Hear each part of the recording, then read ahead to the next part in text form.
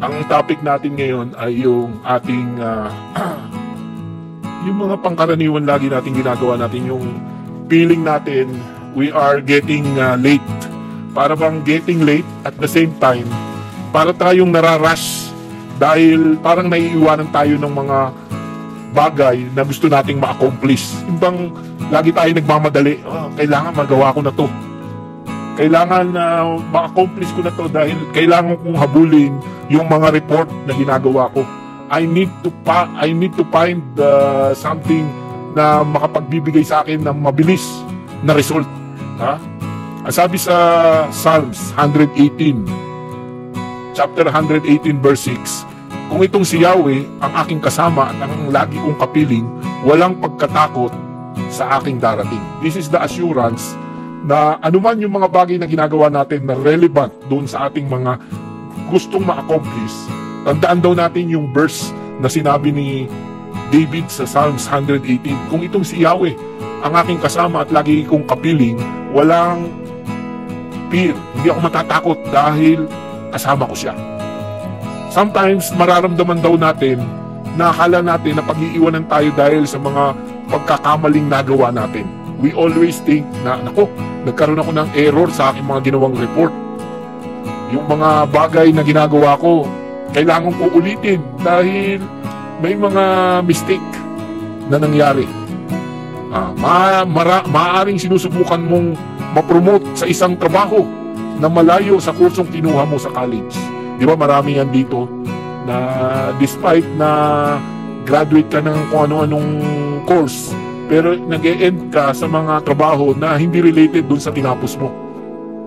You feel you're ill-equipped para dun sa mga goal na gusto mong maset. O kaya ilang beses ka nang sumubok na magkaroon ng mga business pero lagi kang nalulugi. Now, you are nearing to a certain age na you're nowhere near to your dream or having a financial freedom. Di ba yun yung pinaka-main goal ng lahat sa atin?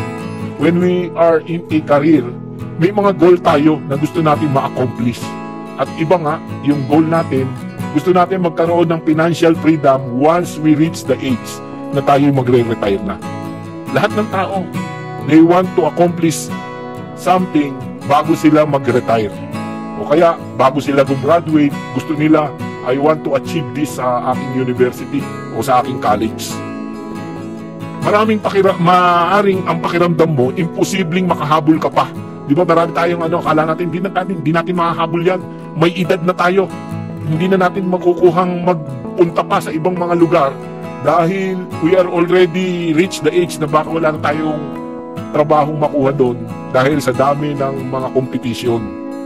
Para ka nasa last 2 minutes na laro sa basketball. Parang tinatambakan ka na ng kalaban mo.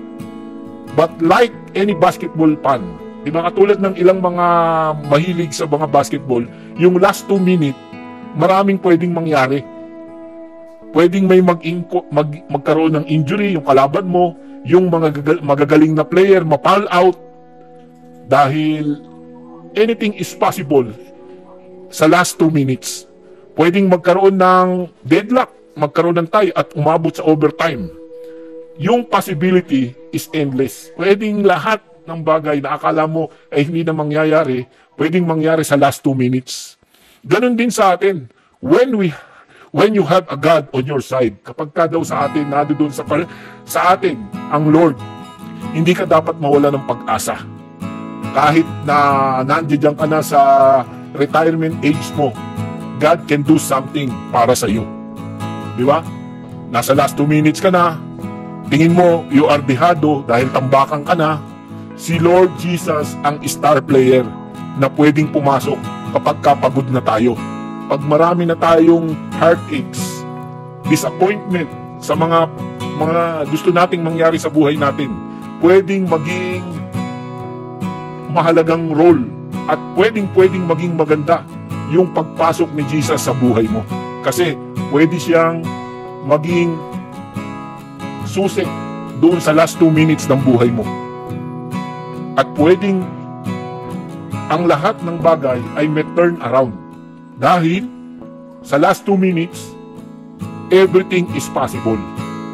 When you have God on your side, hindi ka dapat mawala ng pag-asa kahit pakiramdam mo na nasa last 2 minutes ka na ng laban.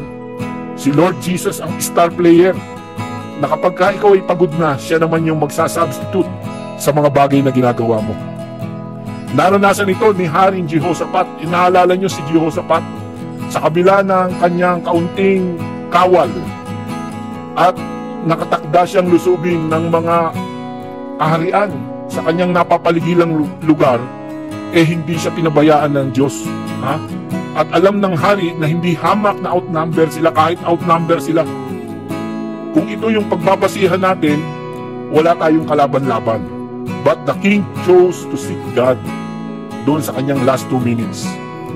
He prayed, he fasted, and he was rewarded na makatanggap siya ng assurance mula sa Diyos na siya ang makikipaglaban para sa kanila. Mababasa niyo yan sa 2 Chronicles chapter 20 verse 15 kung paano nagtagumpay si Jehoshaphat dahil si God ang mismong sumama sa pakikipaglaban sa kanila.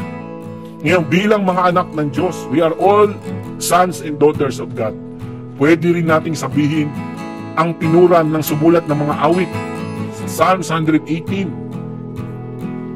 verse 6, para sa mga laban na kinaharap natin sa buhay, kung itong si Yahweh ang aking kasama at ang aking laging kapiling, wala tayong dapat ikatakot. Huwag tayong matakot kahit pa last 2 minutes na ng ating laro sa buhay. Maaari at pwedeng mangyari yung lahat ng mga ine-expect natin. Ngayon, ang prayer natin, Lord, salamat sa assurance that you will always be there for me. Sasamahan niyo kami sa bawat laban. Kayo ang aming lakas at ang aming tagumpay. At kung meron man tayong problema na dapat masolve dahil sa last 2 minutes, isama natin ito sa ating prayer list. And we will pray for it na magkaroon tayo ng renewed sense of hope, knowing God is at our side. In Jesus' mighty name we pray. Thank you, Lord. Amen. Anything you need to add more? Anyone?